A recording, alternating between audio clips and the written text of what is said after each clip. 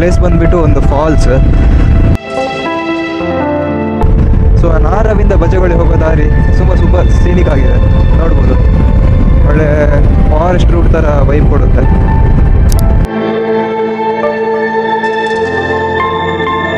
ಹಾಗೆ ಈಗ ಸಂಜೆ ಸುಮ್ಮನೆ ಇದೊಂದು ಪ್ಲೇಸಿಗೆ ಬರೋಣ ಅಂತೇಳಿ ನಿಮಗೂ ಒಂದು ತೋರಿಸಿದೆ ಈ ಪ್ಲೇಸ್ನ.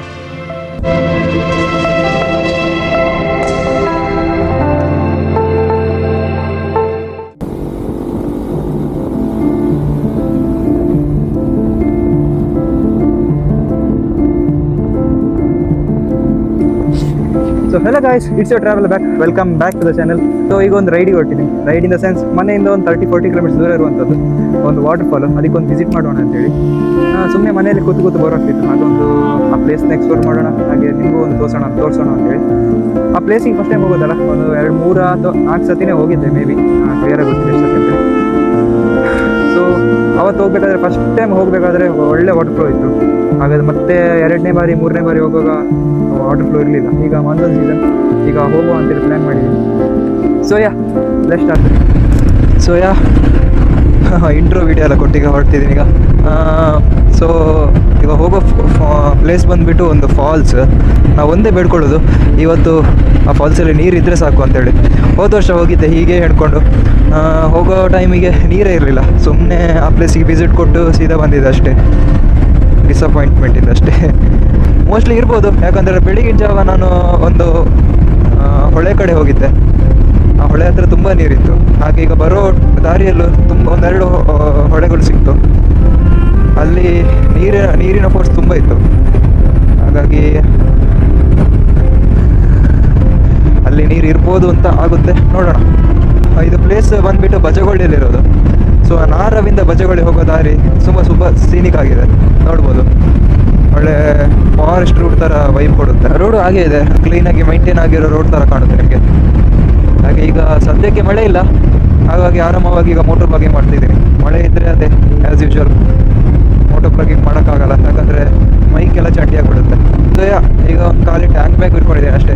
ನನ್ನ ಮನೆಯಿಂದ ಈಗ ಫಾಲ್ಸಿಗೆ ಹೋಗೋ ದಾರಿ 35 ಕಿಲೋಮೀಟರ್ಸ್ ದೂರ ಇರುವಂಥದ್ದು ಅಷ್ಟೇ. ಹಾಗಾಗಿ ಖಾಲಿ ಒಂದು ಟ್ಯಾಂಕ್ ಬ್ಯಾಗ್ ಇಟ್ಕೊಂಡಿದ್ದೀನಿ. ಟ್ಯಾಂಕ್ ಬ್ಯಾಗಲ್ಲಿ ಕ್ಯಾಮರಾ ಆಗಲಿ ಅಥವಾ ಮೊಬೈಲ್ ಹೋಲ್ಡರ್ ಎಲ್ಲ ಇದರಲ್ಲೇ ಇದೆ.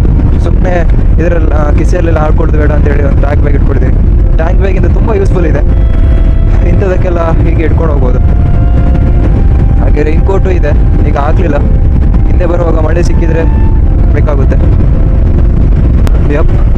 ಮೈನ್ ರೋಡಿಂದ ಒಳದಾರಿಗೆ ತಗೊಂಡಿದ್ದೀವಿ. ಇನ್ನೇನು 5-6 ಕಿಲೋಮೀಟರ್ಸಲ್ಲಿ ಡೆಸ್ಟಿನೇಷನ್ ನಾವು ರೀಚ್ ಆಗ್ತೀವಿ.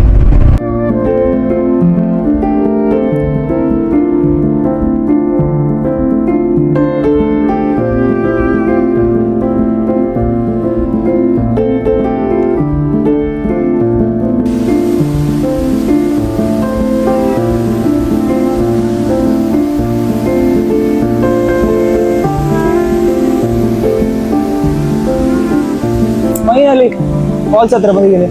ಇವತ್ತಿನ ಫ್ಲೋ ಮಾತ್ರ ತುಂಬಾ ಜಾಸ್ತಿ. ಹೋದ ವರ್ಷ ಎಲ್ಲ ಬಂದಿದ್ದೆ, ಆದ್ರೆ ಇಷ್ಟು ಫೋರ್ಸ್ ಕಾಣ್ಲಿಕ್ಕೆ ಸಿಗ್ಲಿಲ್ಲ. ಇವತ್ತೇ ಫಸ್ಟ್ ಟೈಮ್ ಕಾಣ್ಲಿಕ್ಕೆ.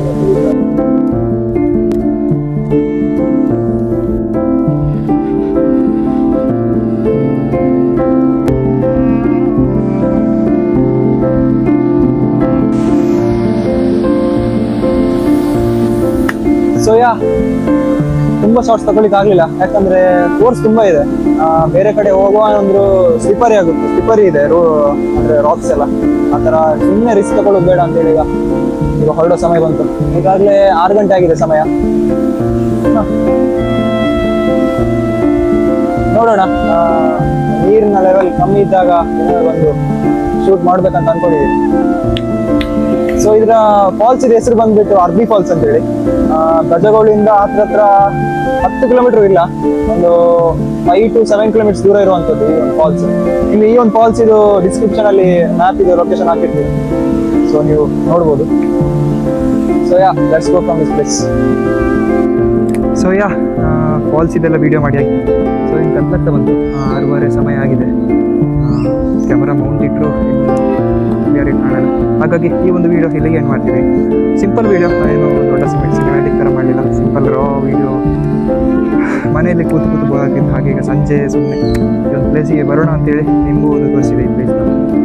ಸೊ ಈ ಒಂದು ಬ್ಯೂಟಿಫುಲ್ ಪ್ಲೇಸಿಂದ ಈಗ ಹೊರಡೋ ಸಮಯ ಬಂತು. ಸೊ ಈ ವಿಡಿಯೋನ ಇಲ್ಲಿಗೆ ಎಂಡ್ ಮಾಡ್ತಿದ್ದೀನಿ. ಐ ಹೋಪ್ ನಿಮ್ಗೆ ಈ ಒಂದು ವಿಡಿಯೋ ಇಷ್ಟ ಆಗಿದೆ ಅಂತ ಹೇಳಿ.